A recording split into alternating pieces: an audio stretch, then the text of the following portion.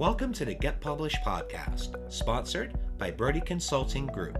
To get more information about our coaching, publishing, executive ghostwriting, and podcast production services, go to getpublishedpodcast.com. Hello, I am Paul Brodie, and thank you for joining us for another episode of the Get Published podcast, where we help authors get published with a proven system that works. Today, we're being joined by Steve Glaveski, author of Employee to Entrepreneur, How to Earn Your Freedom and Do Work That Matters. Steve, welcome to the show. Thank you so much for having me, Paul. Are you ready to get started?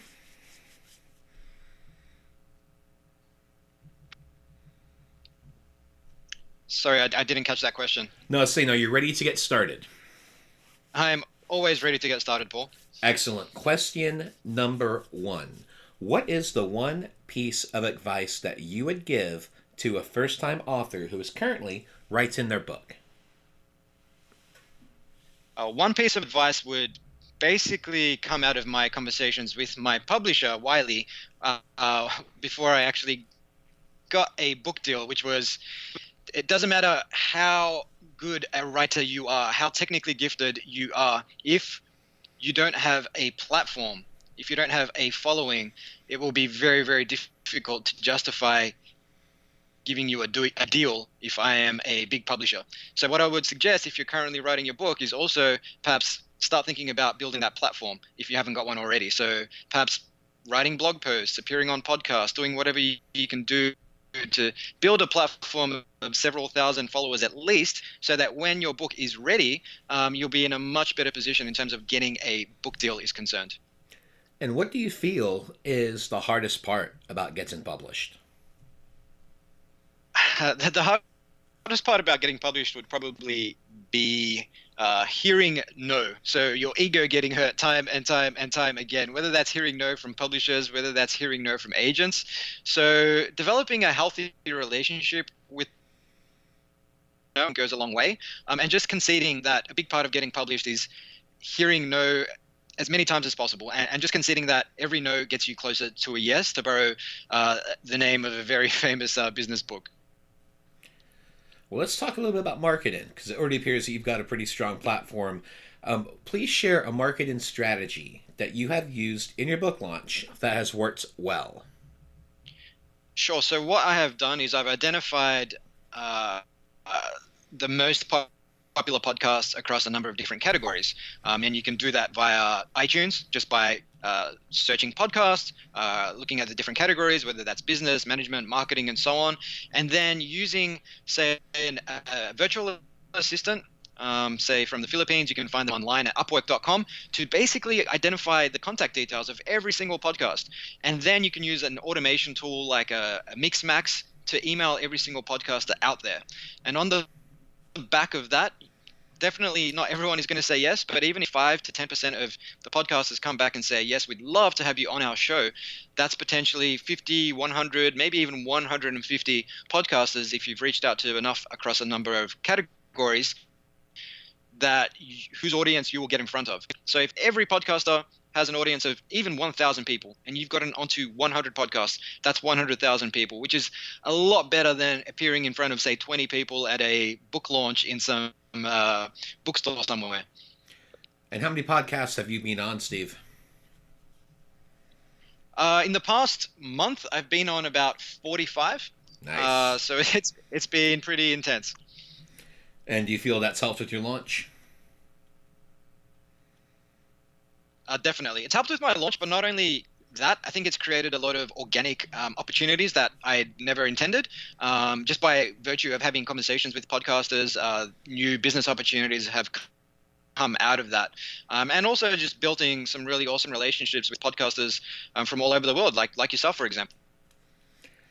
Yeah, it really does make a difference, because you can definitely create some great partnerships, whether it's as a client, a strategic partner, just as someone to help you with referrals. There's a lot of great ways that you can work with people, and it's always a win-win. Definitely. Well, let's talk about your favorite book. So what is your favorite book, and what was the number one thing that you learned from it? Sure. So my favorite book is Marcus Aurelius's Meditations, which was essentially the journals that the Roman philosopher King kept about. It was about 150 AD or so, and I take this book with me whenever I go long distance trips. And if I have my emotional core rocked for whatever reason, I'll just pick up this book and read a few passages, and it will just keep me grounded and calm. And the number one thing that I learned from this book is that you have control over your mind, not external events. Realize this and you will find strength, because it's so easy as human beings, as an entrepreneur, as an author, whatever the case is, to go through life and to be constantly at the mercy of external stimuli, and that can bring you down. And then, if your emotions are compromised, you're not thinking straight, you make bad decisions, the compounding effect of that can be huge. But knowing that doesn't matter what happens on the outside, you can always choose how you wish to interpret and respond to that in a way that's aligned with your goals and where you want to go. That's a really valuable lesson that I take with me and try and practice every day. And for a final question, what is your favorite quote and why? My favorite quote comes from former US President Calvin Coolidge, and the quote is, "Nothing in this world can take the place of persistence. Talent will not. Nothing is more common than unsuccessful men with talent. Genius will not. Unrewarded genius is almost a proverb." So that to me is, especially for someone in the entrepreneurial space, to find any semblance of success, whether it's in entrepreneurship, whether it's as an author, like I was saying earlier, getting a book deal is about how comfortable you are hearing no. You may be smart, you may be a talented writer, but you've just really got to persist in the face of adversity, because persistence and patience alone will get you very, very far. Yeah, that's how I got through college. My slogan was, yes, you can, 10-year plan, because it wasn't about intelligence. It was about persistence and just getting through it. And the same thing, got my master's degree. It's not about intelligence. It's about persistence and having the work ethic. And just, when you get knocked down, it's just about getting back up every single time.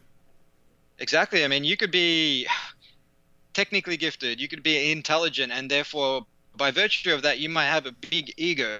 But the big bad world out there, once you start looking for that book deal or start looking for that customer, chances are you're going to hear no, you're going to face adversity. And if you've grown up in an environment where you just killed it in school and then suddenly you're hearing no left, right, makes you feel it's much easier to start making excuses, to externalize, and to quit at that point. But that person next to you who maybe didn't do as well in school, who is persisting and doesn't, he actually leans into the word no and says, well, I'm getting, yeah, they're more likely to succeed. So couldn't agree more with you there. Well, Steve, I want to thank you for being a guest on the show. What is the best way for people to find you online?